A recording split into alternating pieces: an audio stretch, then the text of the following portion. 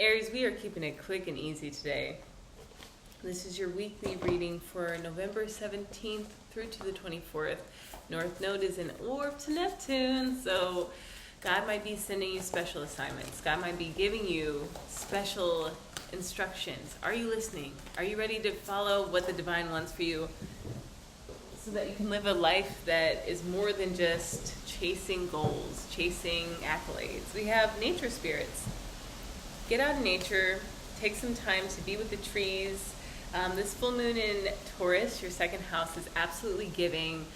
Get onto the soil, get barefoot, even if it's cold, even if you have to do like a cold plunge somewhere in a lake and get in your warm car, go light a beautiful fire after that. How lovely would that be, right? Let's make sure, ooh, yeah, see, oh my gosh. You got the pilgrim and the nectar. My husband and I just did a pilgrimage, 15 hours hiking up. My legs were really sore. I did some yoga to recover, and it worked. And it felt like this pilgrimage was very sacred. And there's some nectar that came through that experience, some pure seeing, some purified vision. And with Chiron retrograding right now, let's see when the retrograde of Chiron is over. And we're going to look at Mars Day for this week.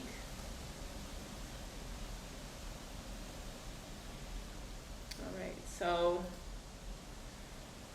at the start of the week, sun's at 26 degrees Scorpio. This is your 8th house. So you guys you're making final decisions to start out the week of where you still have room to expand, where there needs to be territory covered with more positive self-image, positive self-affirmation. And on Mars Day, Mars in Leo in your 5th house, 4 degrees. So this is a Uranian energy. Taurus, after that full moon, the moon crossed over Taurus, showing us which values no longer align with us, which values we need to own as our own and start living those values so that we can have the depth, the sense of self, the sense of staying power in areas that call to our heart, call to our creativity, call to our passion, and will move our creative stories forward. We do have a Mars retrograde.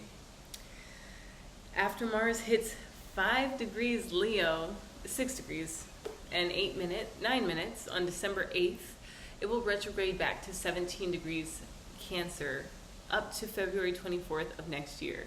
So we're going to have a new way of understanding, hey, I have a creative impulse. What do I do with it? And work our way back into the decisions we make emotionally, Aries, to get those things done. And I feel like the nectar is going to open us up to a little bit more of this message. The nectar. Okay, I see the pilgrim, the wanderer, the traveler, the apprentice. So you guys are coming into a sense of self-mastery through this emotional awareness and this receptivity to getting things done in your creative sphere or your romantic life, making your life romantic because you say so, not because you have a significant other or because you have it all figured out. Because at every stage, at every level of creation, of expression of ourself and our soul, there's always more to expand to. There's always more presence to embody. Let's figure out how to integrate it. For the pilgrim, an outward journey is always an inward journey. This archetypal wanderer seeks wisdom, experience, and meaning in the farthest reaches of the globe and the deepest regions of the spirit. Others will wonder when the pilgrim will settle down and claim a more conventional life, but the pilgrim knows that the heart belongs in motion. Where there is motion, there is freedom, expansion, and growth. Responsibilities, social conventions, and logistics lull us to sleep, and soon the pilgrim becomes veiled in the slumber of the day-to-day. Yet when this archetype awakens, it rallies our sense of adventure and leads us out the door towards a new reality.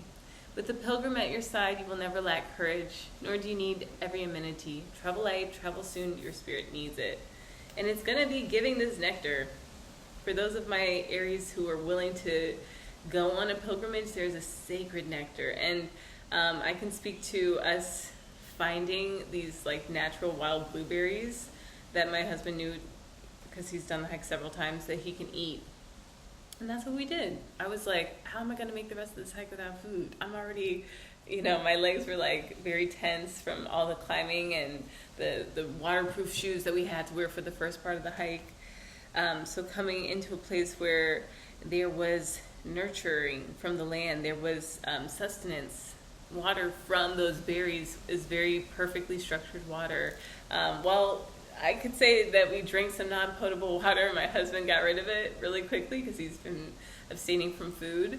I was able to have it, and then on the way down from this hike, like the altitude driving down from 10,000 feet, because we started at sea level, right? Maybe like a couple hundred feet up, maybe. But the drive down, I was like, oh my gosh, I'm about to start purging in the car. And I just held it together I fell asleep somehow for 40 minutes. And then when I got home, I was like very, very present in my body. I just started my 8th house transit. So for us Aries who are in this 8th house transit, you might have come to know certain things about your energy that you haven't seen before. Like you literally never noticed it. It was never anything that stood out to you. There were ways of life that you didn't even like perceive, but now you're starting to see in high definition. And I just had to go to sleep because I was like, what is going on? Like my senses were like raised up all the way. And the hike itself is amazing. We hiked at night. We started in the morning, like 6 a.m.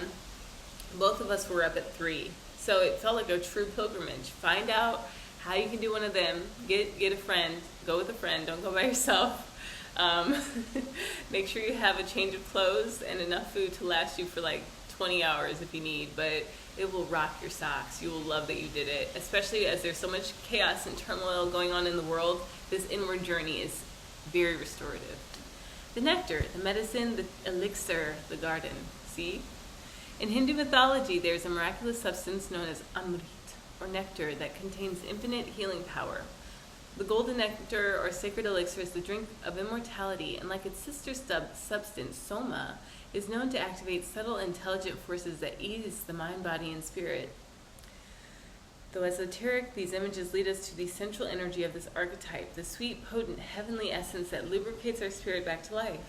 The nectar card calls us to identify and relish in places, practices, people, and activities that regenerate and heal, hence nature spirits.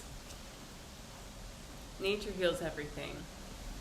Medicine is needed, and it comes in the subtle form that you may be overlooking. Seek the most sensuous, fragrant flower in the garden you have forgotten.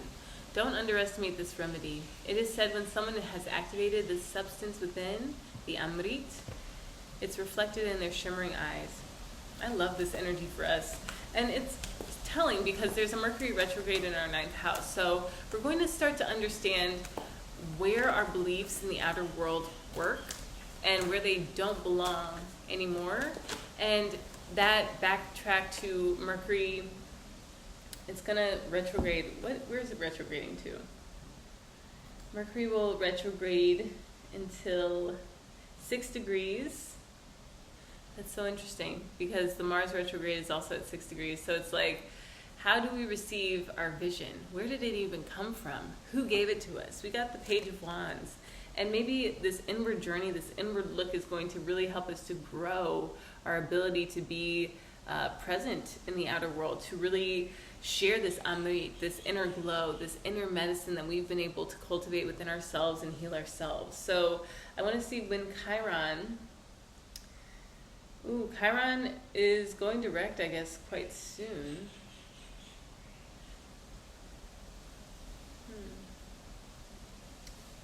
Okay, so the 29th of December, oh, that's where it is.